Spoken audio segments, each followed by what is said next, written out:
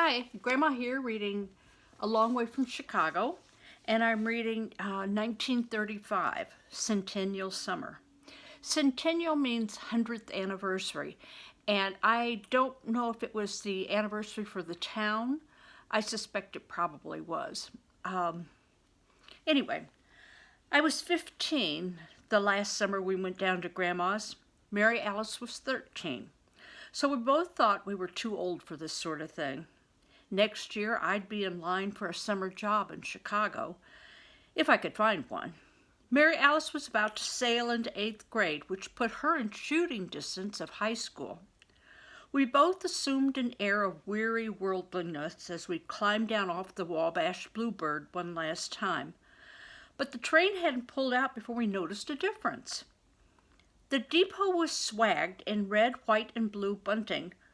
Where the old Drifters Keep Moving sign used to hang, a new board in fancy lettering read, "Welcome to the Centennial Celebration, a century of progress, 1835 to 1935. See our Ladies' Hospitality Committee for a complete list of Centennial activities. Gentlemen, grow a beard or pay a fine." "You're in trouble right there," Mary Alice remarked to me. We both sighed. We were still kids, so we liked everything to stay the same. Now the whole town seemed to be up to something. "What's it all about?" we asked Grandma when we got to her house.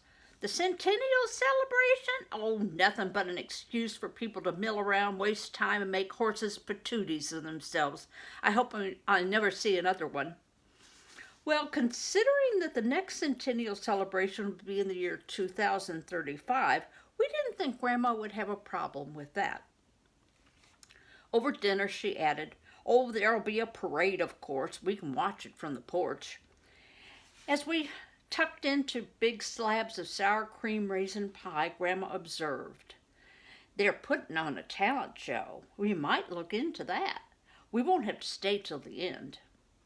Then after dinner, she said, "You two are going to have to climb up in that attic and go through them trunks again."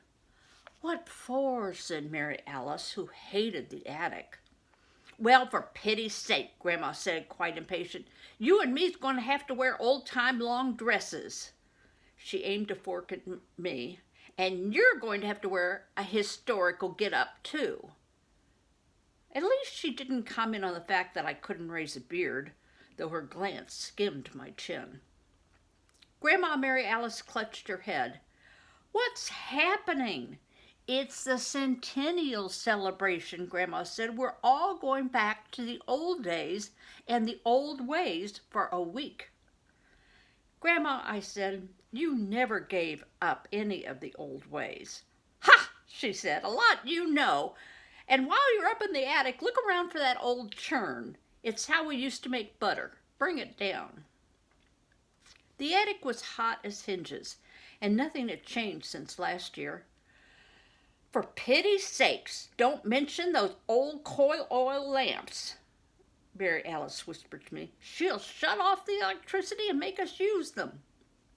We made a quick survey of the trunk full of dress patterns and the one with the buffalo robe in it. In old suit boxes under the eaves, we found folded clothes that went way back before the war, way back. Mary Alice's forehead was greasy now. We were both down on all fours, pawing through strange old dresses and funny shoes. "What are you finding?" came Grandma's voice from below. "Grandma, you're not going to be able to get into any of these old clothes," Mary Alice hollered out. "No, but you can," Grandma hollered back. I grinned. Mary Alice wilted. Then she came on another box with a lot of brittle old tissue paper inside. "Aha!" she said, drawing out an old black coat with braid around the lapels, then a waistcoat with many buttons, then a shirt with a high collar attached by another button, a pair of drain pipe pants, a string tie, and a derby hat. "Made for you," Mary Alice crowed. She was beginning to enjoy herself, I was sorry to see. "I'll look like Brochure the Undertaker in that stuff," I said. "I'll look like a horse's patootie." I want to go home. Mary Alice burrowed under more tissue in the box. Oh, look! She held up a dress finer than the others, white, going yellow with age. It had a high collar of flaking lace. Sorry, not rice, lace. Made for you, I said, but Mary Alice didn't mind. She ran a careful hand over it. Seed pearls, she murmured.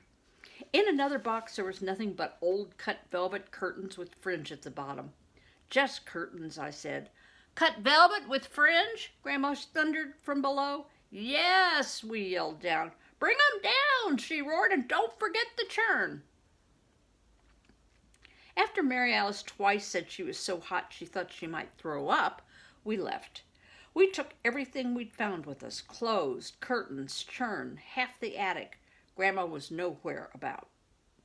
Let's see if these clothes fit, Mary Alice said. Let's not. Joey, you know we're going to have to wear that stuff, she said. I went to my room, skinned off my shirt and pants, then I put on the old white shirt with the stiff front. It came to my knees, but I could push the sleeves up. The drainpipe pants were a fit when I gave the legs extra cuff. It took me a while buttoning up the vest, and I liked the coat. It gave me shoulders.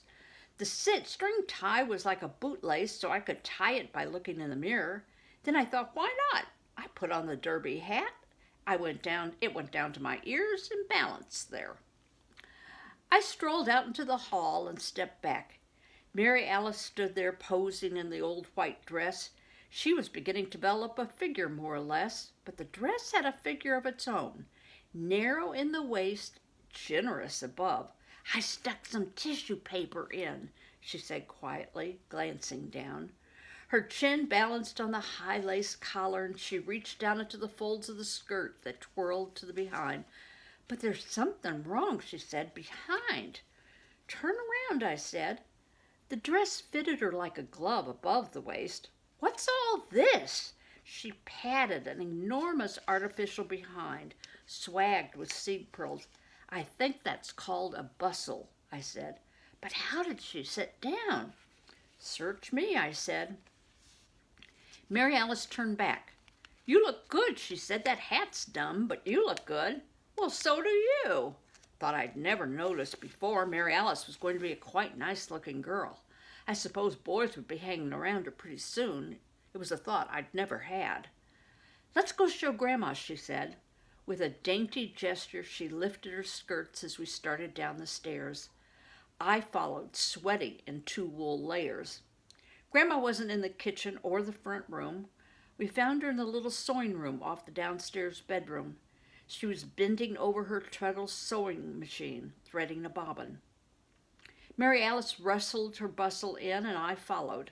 Just before Grandma turned to see us, I took off the derby hat. I put it in the crook of my arm, like we were an old tin-type picture in a fancy frame. Mary Alice held out the silky skirt. Grandma turned around from the sewing machine and froze. An instant of silence fell when you could hear a wasp on the windowsill. Then Grandma swept the spectacles off her nose. She wiped a quick hand over her eyes. We quaked. We hadn't seen her like this before. Oh, you gave me a turn, she said. She put her hand out to us and took it back. I thought it was me and Dowdel in our wedding day. Of course, these were their wedding clothes. They lived together all those years, separate in their box together. How did you sit? Mary Alice said, turning to show the bustle. Oh, to one side on one of your haunches. Then you let the skirt fan out on the floor. I only wore it that one day. She couldn't take her eyes off us, and her eyes were full. We 3 were at breakfast table the next morning in our regular clothes when a sharp footstep sounded on the back porch. A rounded figure with a head cocked like a bird filled the screen door. It was Mrs. L.J. Weidenbach, the banker's wife. Grandma looked up from her breakfast, scrapple and corn syrup with sides of bacon.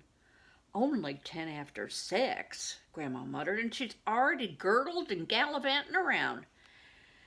Mrs. Weidenbach must have been desperate because she lowered herself to come to Grandma's back door. "Oh, Mrs. Dowdel," she said through the screen wire, "you see before you a woman at the end of her rope." "I wish," Grandma mumbled. Mrs. Weidenbach dared to open the screen door and slip inside on her teetery, high-heeled shoes. Dad had taught me to stand up when a lady enters the room, but a look from Grandma kept me in my place. "Mrs. Dowdel, as head of the Ladies' Hospitality Committee for the Centennial celebration, I have come to fling myself at your feet. We of the committee have worked our fingers to the bone to make the celebration worthy of the town's traditions. Now, on the eve of the event, my committee members are dropping like flies. You will have heard how Mrs. Askew has been brought low." Mrs. Weidenbach's voice fell. "Female troubles." Grandma's specs were riding down her nose. She looked up over them. "Oh, yes, Cora Askew's insides has been given a public airing. And then there is Mrs. Forrest Pugh's nervous condition." Mrs. Weidenbach sighed. "Mrs. Dowdel, I'll put it to you straight. Our committee has more than it can manage. Handing out programs, setting up chairs, arranging for prizes, keeping the ladies' public restroom tidy. It's not glorious work, Mrs. Dowdel, but it is meaningful. I thought you might step in and lend a hand. We understand that at your time of life you are not as active as you once were, but we are in great hopes you will rise to the occasion." I thought Grandma might rise to the occasion and throw the kitchen table at Mrs. Weidenbach. Mary Alice and I got ready to run. Mrs. Weidenbach's hand plunged into her bosom, drew up a lacy hanky. "I can do no more," she said, dabbing at her mouth. "I will have my hands full with Daddy during the celebration. As a 90-year-old veteran of the Civil War, Daddy is bound to carry off the honor of being the oldest settler, and he will need all my support. He's bound to win." Mrs. Weidenbach looked suddenly uncertain.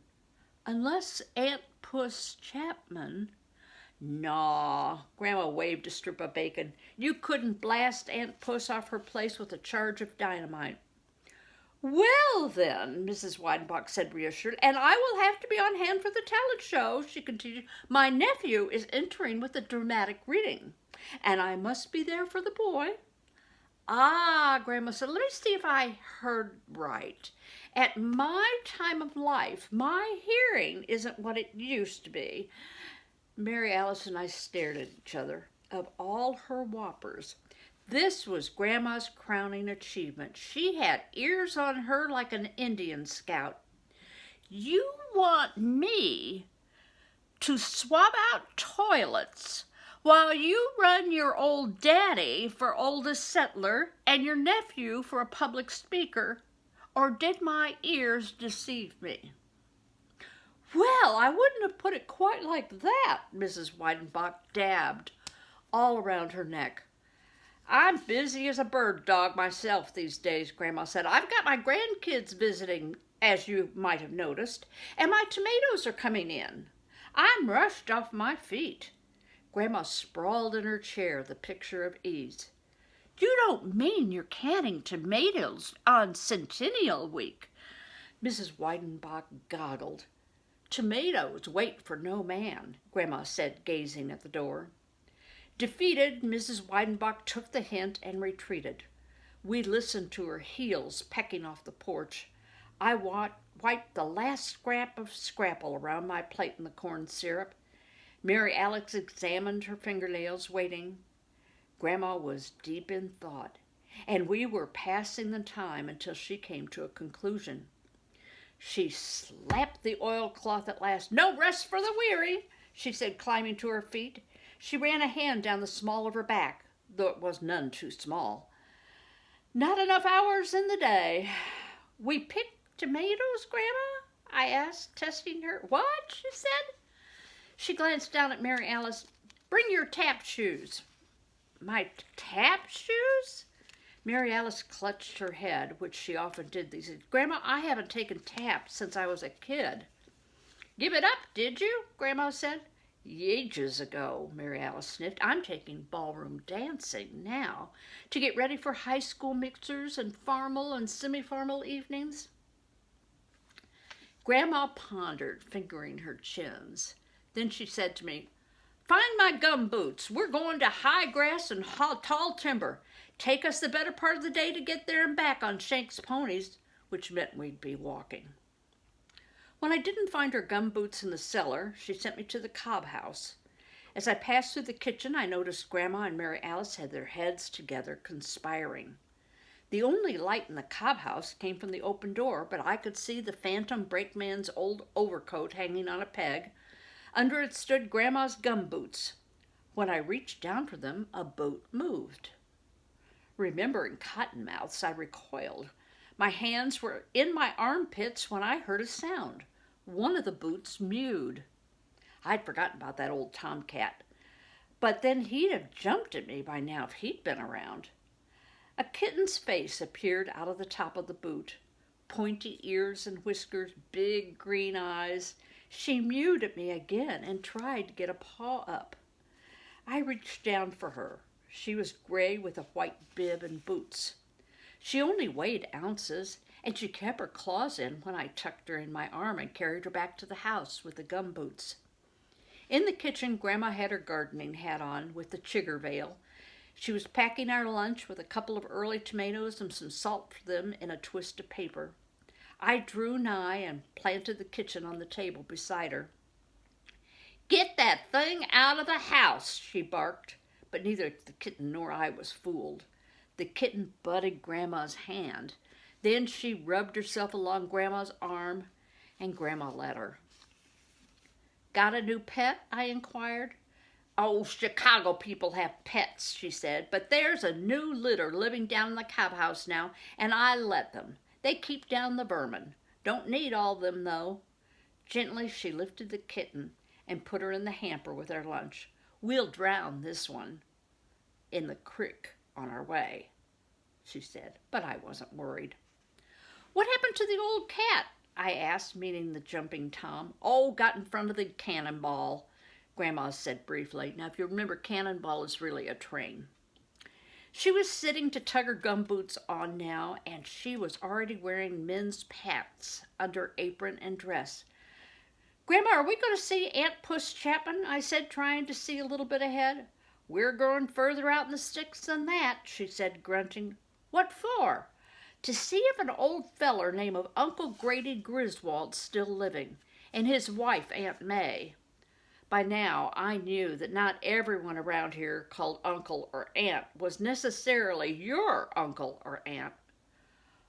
Why do we want to know? Because if he's alive, Uncle Grady'd be 103 years old. I'm going to stop now, and we'll finish later. Do you think Grandma has a plan? What do you think her plan is? Okay, see you later.